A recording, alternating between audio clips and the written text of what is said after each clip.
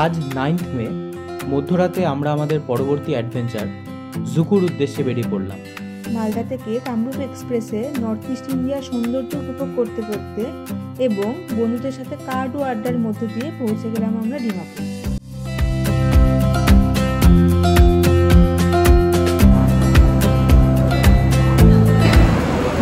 Hello guys, welcome to our channel belongs to mountain.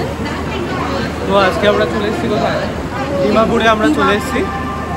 আমাদের আজকে একটা নতুন চ্যাপ্টার শুরু হচ্ছে, Dzukou valley.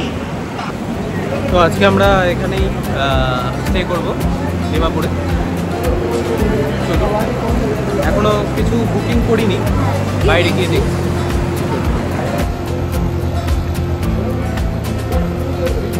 Tradition of Nagaland.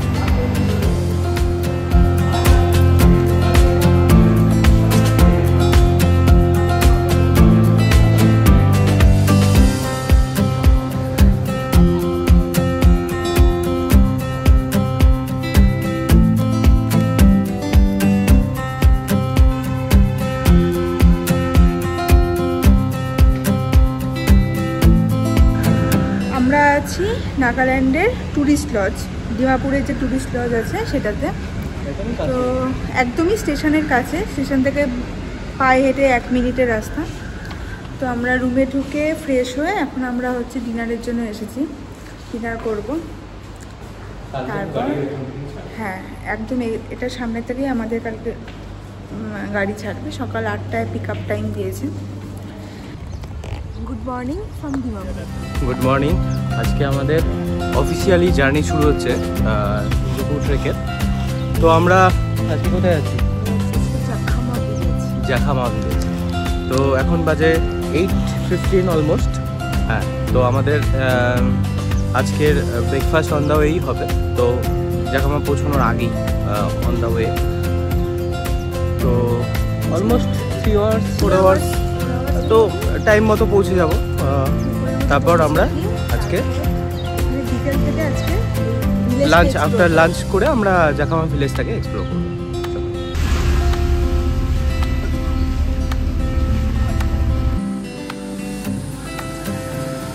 যাত্রাপথে আমরা প্রথম বিরতি নিয়ে নিলাম ফুটহিল রেস্টুরেন্টে। পাহাড়ি রাস্তার পাশে সুন্দর করে সাজানো গোছানো একটা রেস্টুরেন্ট।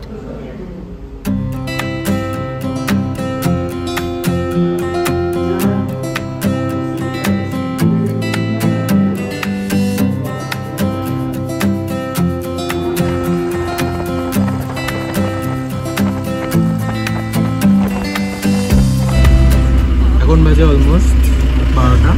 আমরা কইমা পেলাম। আমরা মাঝে ব্রেকফাস্ট করেছি, হলো সেটা প্রায় অলমোস্ট 1.5 আওয়ার পেরিয়ে।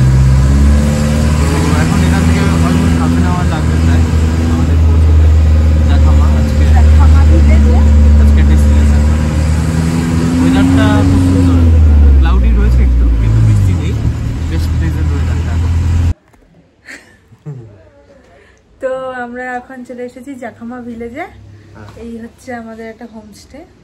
আমরা অলমোস্ট 12টা নাগাদ পৌঁছেছি। হ্যাঁ, পৌঁছে গেছি। আমাদের হোমস্টের গার্ডেন খুব সুন্দর করে মেনটেন করেছে গার্ডেন।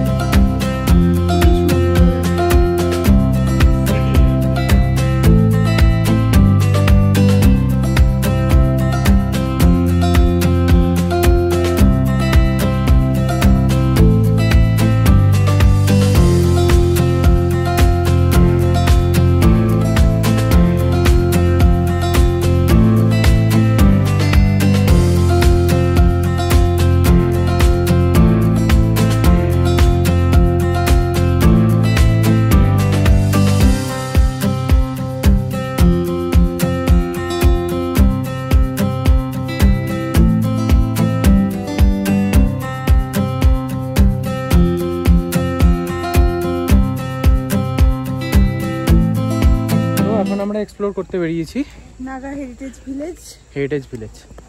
দেখি শর্ট একটা হাইকের মতো করে এই ট্রেলটা যাচ্ছে।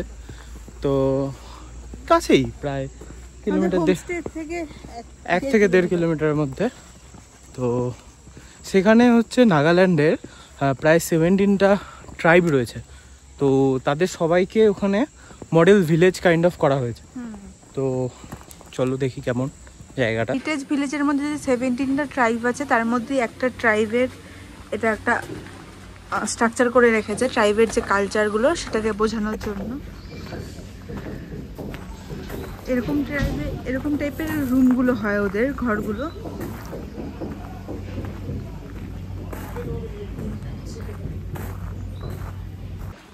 এখন আমরা রয়েছি রেগমা যে উপজাতি রয়েছে, ট্রাইব রয়েছে নাগাল্যান্ডের, তাদের যে মডেল একটা আর্কিটেকচার বা হাউস যেটা সেটা এগুলো মডেল হাউস এগুলোতে ওরা জেনারেলি এখন থাকে না। হর্নবিল ফেস্টিভ্যালের সময় ওরা এখানে এসে থাকে এবং তখন এদের বিভিন্ন রকম যে ট্র্যাডিশনাল লাইফস্টাইল যেটা রয়েছে সেগুলো কিন্তু শোকেস করে ওরা। তো সেই সময় এলে সেগুলো দেখতে পাওয়া যাবে। এখন কিছু কিছু ট্রাইবাল হাউসে তোমরা দেখতে পাবে লোক আছে, কিন্তু বেশিরভাগই এখন ভ্যাকেন্ট। কিন্তু তাদের যে আর্কিটেকচার স্ট্রাকচারটা সেটা কিন্তু রয়েছে।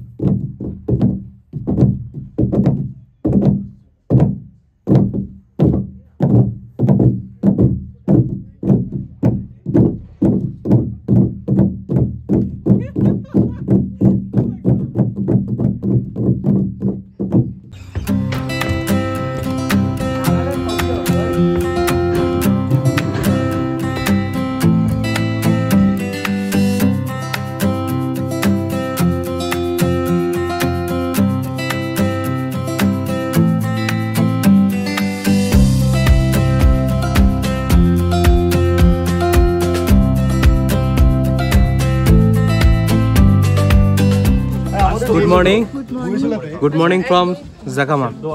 তো এখন আমরা রেডি হয়ে গেছি ব্যাগ নিয়ে। এখন বাজে প্রায় কটা, 8:10। তো আমরা বেরোচ্ছি জুকো ভ্যালির যে ট্রেকিং স্টার্টিং পয়েন্ট সেখানে।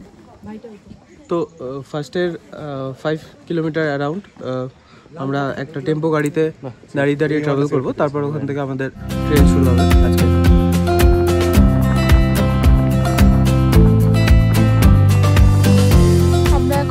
জুকো ভ্যালির স্টার্টিং পয়েন্ট যেটা, মানে এখান থেকে আমাদের হাঁটা স্টার্ট হবে। এখান থেকে আমাদের ফার্স্ট 1.5 ঘন্টা একটা খুব চড়াই আছে, 1-1.5 ঘন্টা চড়াই আছে, তারপর নর্মাল ভ্যালির ওপর দিয়ে যাওয়া। তাহলে আমাদের হাঁটা শুরু হলো। সবাই একে একে আছে। সে হাই এভরিওয়ান।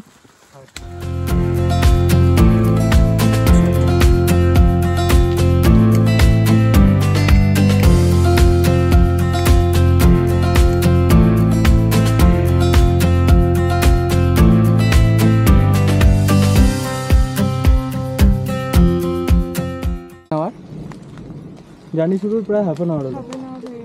রাস্তাটা বেশ স্টিফ। চলো আরো হাফ অ্যান আওয়ার। না না এই স্টেপ।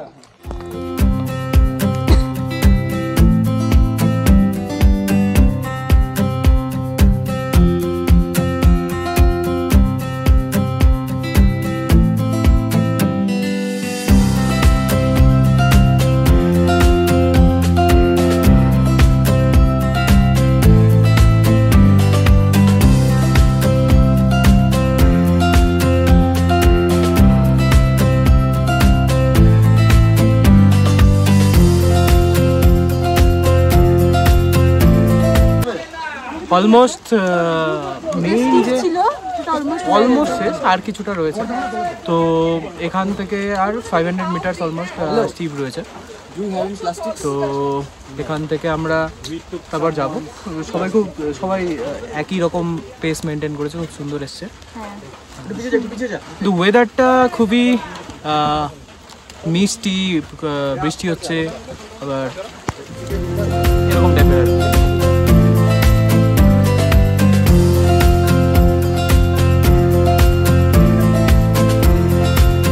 তো আমরা পৌঁছে গেছি কোথায়? Top of the Dzukou valley, মানে যেটা ফার্স্ট স্টিপ যেটা থাকে। এখন তো আমাদের ডিসেন্ট নামতে হবে। এখন আমরা ভ্যালি থ্রু দিয়ে যাব, সেরকম অ্যাসেন্ট ডিসেন্ট মিলিয়ে থাকবে, সেরকম কিছু থাকবে না। যে মেইন যে স্টিফটা সেটা আমরা কিন্তু পেরিয়ে এলাম।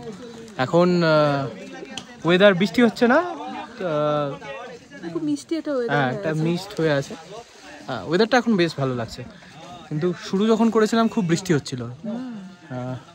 তো হ্যাঁ, আর ট্রেলটাও খুব স্টিভ আর খুব স্লিপারি হয়েছিল, but right now it's better.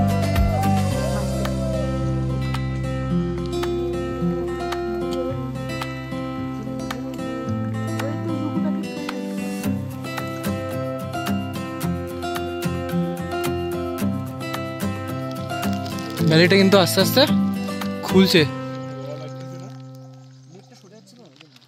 আমরা একটা স্টিপ ডিসেন্টে আছি।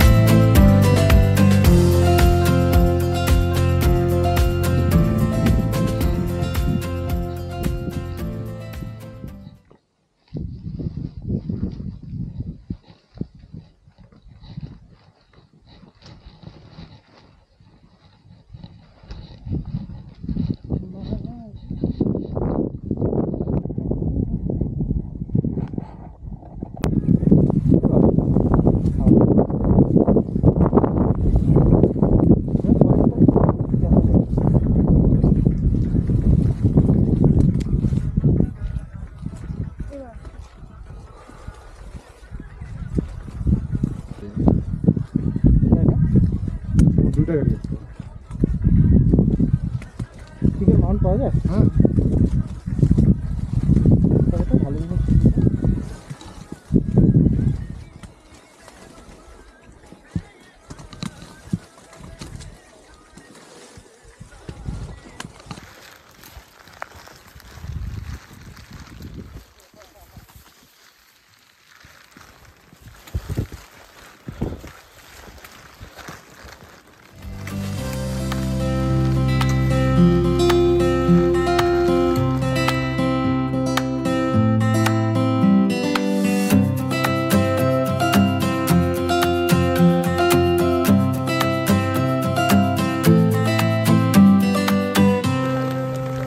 এখন আমরা পৌঁছে গেলাম একদম ফাইনাল আমাদের ক্যাম্পিং সাইডে। এইগুলোই সম্ভবত আমাদের টেন্টগুলো। ইয়েস, এগুলোই আমাদের টেন্ট। ওয়েদারটা কিন্তু এখনো বৃষ্টি হচ্ছে।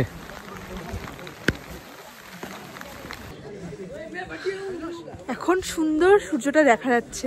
আমরা আসার পর হ্যাঁ সানসেটের টাইম প্রায় হয়ে গেছে। আমরা আসার পর থেকে এত ক্লাউডি ছিল, বৃষ্টি ছিল, সান দেখতে পারছিলাম না। এই হচ্ছে অনেকক্ষণ পরে এখন সানটা দেখে বেশ এনার্জি বোঝা যাচ্ছে না যদিও ওই জায়গাটা আমি দেখাচ্ছি ব্যাক ক্যামেরাতে বোঝা যাবে।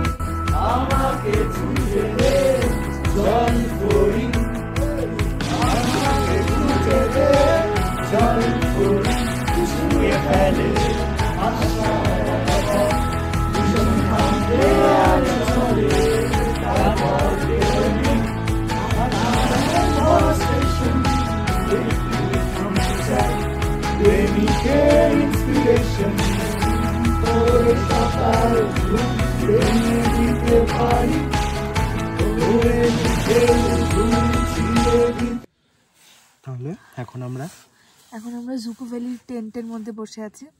আমাদের ডিনার কমপ্লিট। এখন বাজে হচ্ছে 9:30 অলমোস্ট। আমাদের 8:30তেই ডিনার কমপ্লিট হয়ে গেছে।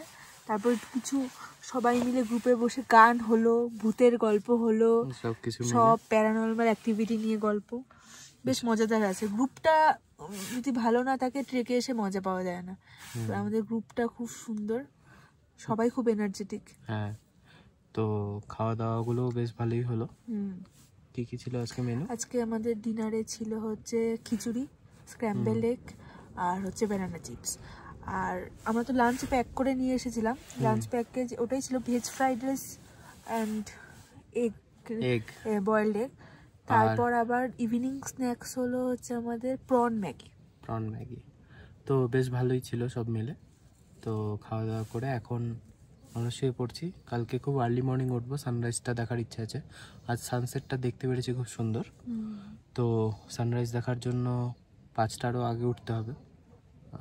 তো তাড়াতাড়ি আজকে ঘুমিয়ে পড়ার জন্য কালকে সানরাইজটা দেখে তারপর যদি বৃষ্টি না থাকে তাহলে আমরা ভ্যালিটা পুরো এক্সপ্লোর করতে পারবো। এখানে একটা হেলিপ্যাড আছে, সেখান থেকে ভ্যালিটার ফুল ভিউটা পাওয়া যায়। একটা নিচে নদী আছে, সেখানে বসে কিছুক্ষণ সময় কাটানোর ইচ্ছা আছে। দেখা যাক কালকের ওয়েদারের উপর সবটা। সেটাই। চলো, good night. Good night.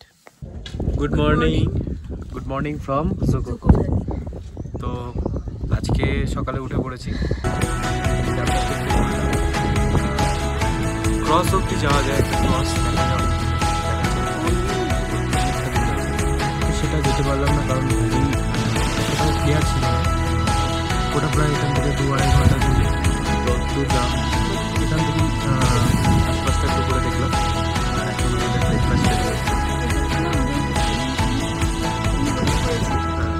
View point থেকে এখান থেকে পুরো ভ্যালিটা খুব সুন্দর দেখা যায়। খুব সুন্দর দেখাবো তোমাদের। আর সামনে একটা হেলিপ্যাড আছে, ওটা পর্যন্ত যদি যাই তাহলে ওখান থেকেও ফুল ভ্যালির ভিউটা পাওয়া যাবে।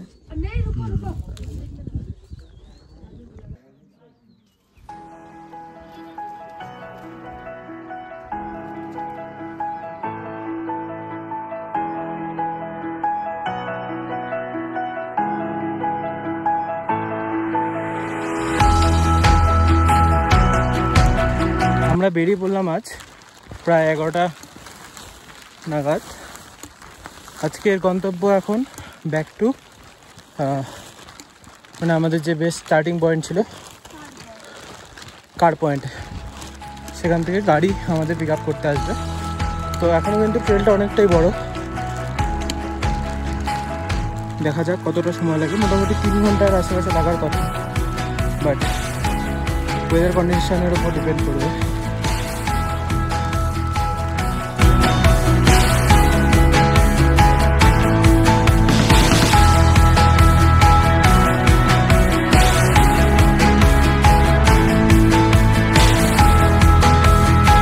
ফাইনালি আমাদের ট্রেকটা কমপ্লিট হলো। এখন আমরা কার পয়েন্টের দিকে যাবো। খুব চ্যালেঞ্জিং রোড ছিল, ভীষণ চ্যালেঞ্জিং। রাস্তার দিকে তো আমার পা পুরো কাঁপছিল, আমি সামনের দিকে ঝুঁকে যাচ্ছিলাম, পারছিলাম না। তো আলটিমেটলি রোড খুব স্লিপারি, আর দরকার খুব স্টিক ছাড়া খুব রোড খুব স্লিপারি ছিল আর স্টিপ খুব, তো আর স্টিক আর ভালো জুতো। খুবই চ্যালেঞ্জিং ছিল এই পার্টটা, but somehow we manage without a fall, right? Yes, that is a big achievement. চলো এখন গাড়ি আসার অপেক্ষা, গাড়িতে করে আমরা তারপর আমাদের আজকের হোমস্টেতে পৌঁছে যাব।